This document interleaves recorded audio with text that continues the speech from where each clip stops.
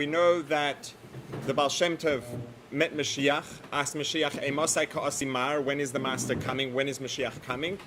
And Moshiach responded, when your wellsprings, when the wellsprings of Chassidus will be spread, your foot will spread outwards chutza. So the question is why, right? It's not a skula, you go to a makubal and they write a scroll, and so Moshiach said you spread Chassidus and it's a magic trick and then Mashiach's going to come. There's obviously more to that. That's not what it is. To understand the connection between Chassidus and Mashiach, we have to understand what Chassidus is and what Mashiach is, and once we understand the two, hopefully it should become clear in and of itself what the connection is and why one brings to the other. And before we get to understanding what Mashiach is, let's start backwards, because presumably most of us relate better to the world that we recognize, see, hear, feel, smell around us today. This is the world we know and understand. Let's get to understand this world and what it is and how it works, what the truth is behind this world. Then we can move on from there to the contrast between the world we live in today and Mashiach, what the difference is between the world we live in today and the world of Mashiach. And moving in that direction, once we understand the difference between the world we live in today and the world of Mashiach, then that'll be perhaps a more natural course by means of which we will get to understand the world of Mashiach and what Mashiach is, what Mashiach really is about, which will then make it clear why learning Chassidus is so important and is the key to make Mashiach come. So, we live in a world, there's a big world around us full of lots of things, lots of colors, tastes, textures, people, different states of being. All of it is true, all of it exists. This table that exists, everything we look around us and see exists.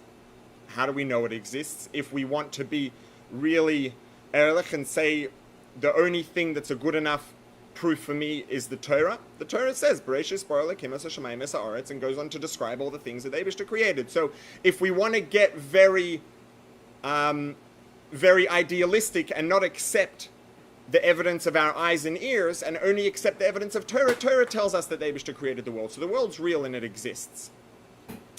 But when it comes to things that exist, right, there's a word in Chassidus that is probably I would say certainly one of the most frequently used words in Chassidus is metzias. Metzias means, let's say, existence, the way something is found, call it what you want, but that's what metzias is.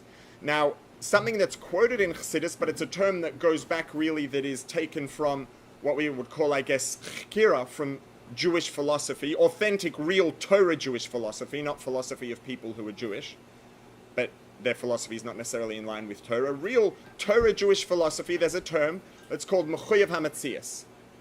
Mechuyev HaMetzias means that something, literal translation, most literal translation is, its existence is obligatory. What does that mean?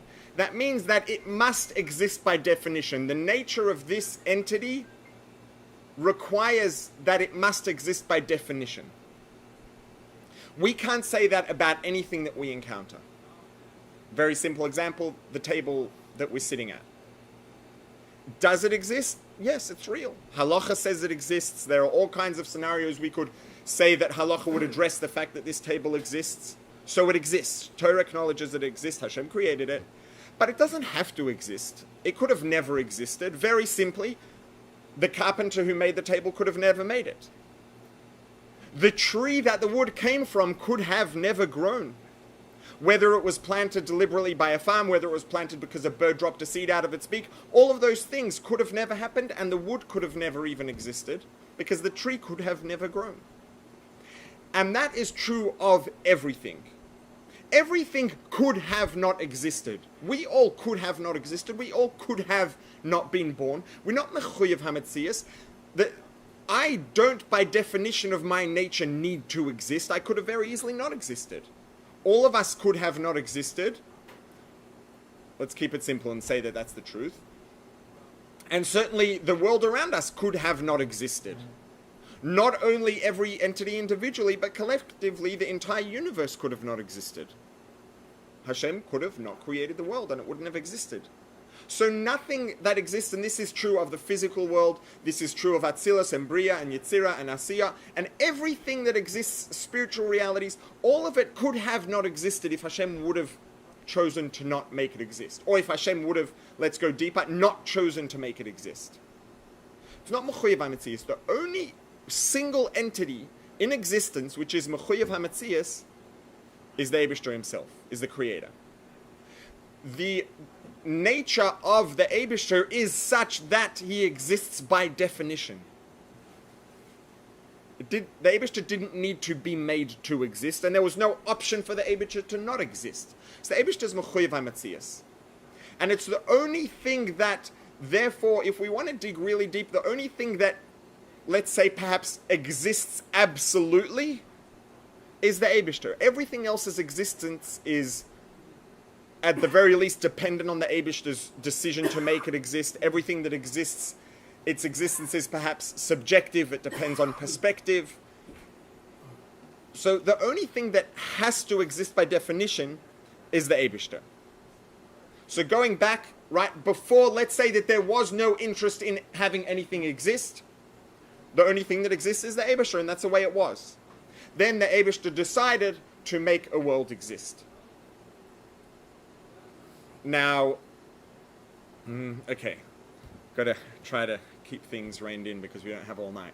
So, in short, we know that one of the big things we discussed, a big topic again in Chassidus, is Tzimtzum. What does Tzimtzum mean? Tzimtzum means contraction. What does that mean practically speaking? What does that mean in terms that mean something to us? It means that in order for us to live in a world that we live in where there are defined entities, everything has a defined nature, defined features, defined purpose, defined characteristics. Everything, each of us perceives ourselves as being an independent entity. I see myself, I can only speak for myself honestly, I see myself as me. From what I hear, most people see themselves the same way. So, how is that possible? How is it that there is the Eibishter, there is God, a creator, who is Mechuyev HaMetzias, who exists by definition and is everywhere? Let's go a step back again. There's an expression in a Medrash that says, why is the Eibishter called Makom, right? One of the names we see for the creator is Makom. If we look in the English Siddur, whenever you see the term Makom, it's usually translated as omnipresent, which means present everywhere. Is the Eibishter present everywhere? Absolutely. Is that a precise translation of the name Makom in context? It's not. It's the truth, but it's not the full truth. Why not? There's a Medrash that explains the Eibishter's name Makom. Why is HaKadosh Baruch Hu called Makom? What does Makom mean? Translation of Makom is place. The Medrash says, Lama nikra shmoi Makom. Why is HaKadosh Baruch Hu called Makom? Ki hu makomoi shel olam. He is the place of the world. Ve'ein ha'olam makomoi. The world is not his place. What does that mean? That means that the Eibishter, as we said, existed by definition always, back in time, forward in time, before time even existed. Time is a creation. Space is a creation. So the Eibishter was the only thing, God was the only thing that existed before space existed. Then the Eibishter decided to create space within, not within the space, because there was no space, but now the Eibishter is the location in which space exists. The Eibishter was there before space. He created space. Space exists within him. That's why the Medrash says, Hu makomoi shel olam. He is the location in which the universe and space itself exists. Ve'ein ha'olam makomoi. The universe is not a space in which the Creator exists. Space is not a framework in which the Creator exists. So is it true that the Eibishter is omnipresent? Is the Creator omnipresent? Yes. Is that really what the name Makom means? No. It's an outcome of what the name Makom means. The name Makom means that the Creator was there before space existed, and then he created space. So by definition, there will be no location within space that the Creator is not there. So the Creator is omnipresent, is present everywhere, but that's not really what Makom means. So now if we're saying that all of space exists within the Creator, within God, within Hashem, all of time exists within the Eibishter, how are we sitting here? How can I sit here and think of myself as a individual entity? Forget me, time and space wouldn't even exist if not for the fact that the Eibishter is constantly making them exist. The universe, the physical universe, all the elements of the universe within which I exist would not exist if the Eibishter wasn't constantly making them exist. And certainly that's true of me. So how do I view myself as an independent entity? How does any entity view itself as being something that actually exists independently? And the answer is Tzimtzum. Tzimtzum means contraction. What does contraction mean? What the word means is that the Eibishter contracted himself, took himself out of the picture. Now, this was a very contentious point in a big debate about Chassidus that has spanned centuries. It isn't really going on per se anymore, but anyways, and that is Tzimtzum Kimpshuto. When we say that the Creator, everybody agrees that the Eibishter contracted himself, God took himself out of the picture, because if that wasn't the case, we wouldn't be sitting here, we wouldn't be thinking about food, we wouldn't be thinking about getting to bed and getting to sleep because we're tired. We'd just be blinded by the glory of the Creator. That would be the way it would be. So the Creator takes himself out of the picture. There is an expression that goes back centuries from a very old Kabbalistic sefer, a sefer of Kabbalah, and it says that Kutcha Brichlo, the Eibishter, is Shleimusa Dekula, is the absolutely complete. What does that mean? That means Kashem sheyesh lo koyach bebilti bal gvul, just like the Creator has the ability or the characteristic of infinity, kach yesh lo koyach bigvul, he also has the ability to limit. Because if you want to say that the Creator is infinite and must be infinite and does not have the ability to limit and create a scenario of finiteness, you are taking away from his completeness. If we say that God is infinite and is unable to be defined or to decide to be defined, then we are defining God by saying that God is infinite but not finite. So to be truly, absolutely infinite, qualitatively infinite, and quantitatively infinite, the Creator, God, the Eibishter, has to be able to limit himself. And that ability to limit is where Tzimtzum comes from. Tzimtzum is contraction. Now, the Baal Shem Tov teaches that Tzimtzum is not Kipshutei. We learn Tzimtzum is not Kipshutei, which means that when there is a situation where, for example, someone's doing something wrong and Aveira is happening, the Eibishter is not absent. You go to a place of Tumah, a place where, if I go to a place where Halacha says I am not allowed to think Divrei Torah, I'm not allowed to think about anything holy, the Eibishter is not absent, the Creator is not absent. Tzimtzum is loy kipshutoi. Means there is a contraction and the Eibishter is absent, but it's not literal. So what does that mean? What that means is, I guess perhaps the best way of saying it precisely in English would be it's a pseudo-contraction. It's a fake or pretend or apparent lack of godliness. So is the Creator everywhere? Absolutely. Are there places that we think of as being less associated with the Creator? Also, absolutely. But the Creator's still there. And the same applies on a more universal, from a more universal perspective. We're sitting here, each of us is thinking of ourselves. How do we think of ourselves if the Creator is present? We should be blinded by the glory of the Creator. Why are we not? Because the Creator, God, the Eibishter, has contracted himself, taken himself out of the picture, but that doesn't mean he's not here. Tzimtzum is loy kipshutei. The Eibishter is equally present everywhere. It's just that the Eibishter, the Creator, has put the Tzimtzum into effect. Tzimtzum is loy kipshutei, which means that there is an apparent lack of presence of the Creator. And as we go down the Seder Hishtalshelus, as we go down this chain of spiritual evolution, we start off at the highest levels where, relative to the world we know, the Creator is very readily apparent. In Olam Hatzilus, it's Eitzel, it's close, it's in proximity to the Eibishter. So the Eibishter's presence is relatively apparent compared to the reality that we live in and the reality we know. But compared to the Eibishter himself, it's still an entity, a spiritual location, a perspective, whatever we want to call it, that exists. That is not the Creator himself. For something other than the Creator to exist, there has to be Tzimtzum.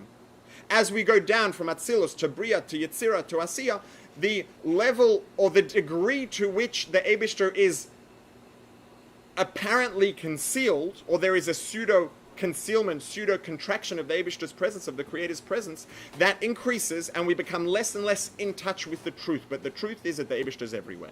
The truth is that everything that exists only because the Creator is making it exist at every moment, every instant. And that's the true reality of the world we live in. So, the world we live in terms of our perception, the perception we have of reality, is an outcome of the fact that, despite the fact that the Eibishter is here, the Creator is present everywhere, but the Creator has created. I think we're excused from overusing the word created when we're talking about the Creator and creation. The Eibishter has created a scenario where his presence is not apparent. It's here, but it's not apparent. There is a pseudo lack of presence of the Creator. Because that Tzimtzum allows us to exist, allows us to be unaware or out of touch with the fact that God is here. Wherever we are, God is there. Everything we touch exists only because there is a koyach hapoel benifel. There is a divine creative energy which is making it exist at every moment in time. That's true of each of us and true of everything we encounter. Every object, every location, every concept. Nothing exists if there isn't a koyach eliki that's making it exist. For us to live the reality that we're living, there has to be a lack of awareness or a lack of perception of that truth. Otherwise, we wouldn't be able to live a life, we wouldn't be able to encounter challenges, we wouldn't be able to do our job that we're here to do. So, really, simply put, in the purest form, what is Yemos HaMashiach? What is the time of Mashiach? Rambam describes Mashiach and says, Rambam says, when Mashiach comes, Olam kiminhagei noyeg, the world is going to continue to operate the way that it operates now. And really, this Rambam is very much in line with the Medrash which the perspective of Chassidus is very much based on, as quoted in Tanya. Why did the Eibishter create the world? Why did the Creator create this world? Because he wanted to have a resting place, a dwelling place for himself, for God, Creator, divinity, in a physical world. Now, that didn't have to technically take 6,000 years, 5,500 years, whatever it is, somewhere in between. The Eibishter could have created a world, could have come crashing into it, and everyone would have been happy, right? As we said, the Eibishter is Shleimusa Dekula. He could have done that. He's the absolute infinity, can do whatever he wants. But that wasn't the point. The point was it should be a dira betachtonim. The dwelling, the resting presence of the Eibishter should be in the world. It should be part of the world. If the Eibishter would have created the world and just imposed himself on it, barged in and said, hey, I'm here to stay, metaphorically speaking, of course, it wouldn't be part of the world. It wouldn't be dira betachtonim. It wouldn't be a divine presence in the world on the world's terms as part of the nature of the world. It would have been something that came crashing into the world. Dira betachtonim means it's part of the world, which means to really be a part of the physical world, it has to be something that interacts with the world on the world's terms. Which means it has to be achieved, at least to some extent, by means of a worldly process. So Rambam says, Olam kiminhagei noyeg. The world's going to be the same. If we were going to say that all of a sudden the world would change and it would cease to be the world that we know, then it wouldn't be a dira betachtonim. It wouldn't be a dwelling place for God in tachtonim, in this world. And it wouldn't have needed to take 5,500 years. The reason it took so long is because it was a process of us, by means of worldly processes, bringing kedusha, bringing infinity, bringing godliness into the world by means of worldly processes, by means of physical mitzvahs, by means of going about our human lives in a way that's in line with Torah. So because that's the purpose is dira betachtonim, it should be divinity in this world. That's only going to be the case if we're going to say that olam kimin hago noig, that it's going to be the same world that we know. That's why it's going to be the same world that we know. So what actually is, what's the nakuda? If we had to sum up Mashiach in one point, what would it be? Rambam says that why do the Chachamim yearn for the days of Mashiach? What's going to happen when Mashiach comes? And Rambam quotes the pasuk from Yeshaya, Mala ha'aretz deya es Hashem. The world will be filled with recognition of the Creator. The change here is the recognition. Everything is divinity. Tzimtzum is lo kipshuto. God is everywhere. The Eibishter is everywhere. It's just that on the world's terms, the existence of the world is not, shall we say, perhaps in touch with the fact that it's being made to exist. So, by the Creator. So, Kedusha is not begilui. It's not part of the worldly experience. It's not absent. Tzimtzum is lo kipshute. If it was absent, there would be nothing. It's here, but it's not part of the worldly experience. It's not begilui. When Mashiach comes, Yeshaya says, Umallah haaretz deya es Hashem. The world will be filled with recognition of Hashem. So what's going to happen is we are going to see v'ra'u kol basar, a flesh, our physical eyes. We will look around and see ki pi Hashem diber, that the word, that the mouth of the Eibishter has spoken, that the asara mamoros shebahem nivra olam, that the creative force that makes the world exist, the koyach hapoyal banifal, is the reason everything exists. We'll look around and we'll see it. That's the main thing that's going to change his perspective, his experience. We will be in touch with the truth. Now, in order for that to be a result of a worldly process, in order for Umallah ha'aretz deya es Hashem to not be something that's imposed on the world, but to be something that is dira betachtonim, olam kimin hago noeg, for this recognition and awareness to be something that's actually part of the world that was achieved through worldly process, it has to be something that we are able to achieve, at least to an extent, on our own. And that is exactly what Chassidus is here for. Chassidus is the discipline of learning about Achdus Hashem, really. It's learning about the oneness of God. And what did the Alter Rebbe do beyond what the Baal Shem Tov did, and different to what his colleagues did, the other Talmidim, the other students of the Maggid? The Alter Rebbe created a, let's call it a discipline, the Chassidus Chabad, which allows us to study in detail these various topics and things that are relevant, to have some sort of perspective, some sort of awareness of the absolute truth, of the truth that everything exists as all part of one grand scheme. Everything exists because of the same God that's making it exist. So the Alter Rebbe chose to create a system that we can use. We can learn Chassidus Chabad. We can actually, by means of a worldly process of using our physical brains, our minds, to learn and understand and become aware of the absolute truth to an extent.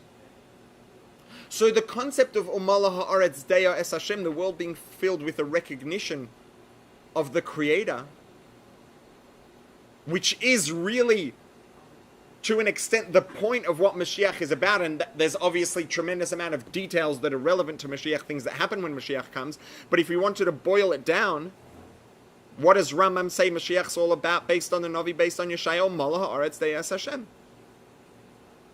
So in order for us to make that something that is, to whatever extent possible, a result of a worldly process, it's a dira betachtonim, it's part of, in the world, for real, part of the world, not imposed on the world, we have to learn Chassidus. When we learn Chassidus, our perspective changes. We become somewhat aware of the absolute truth.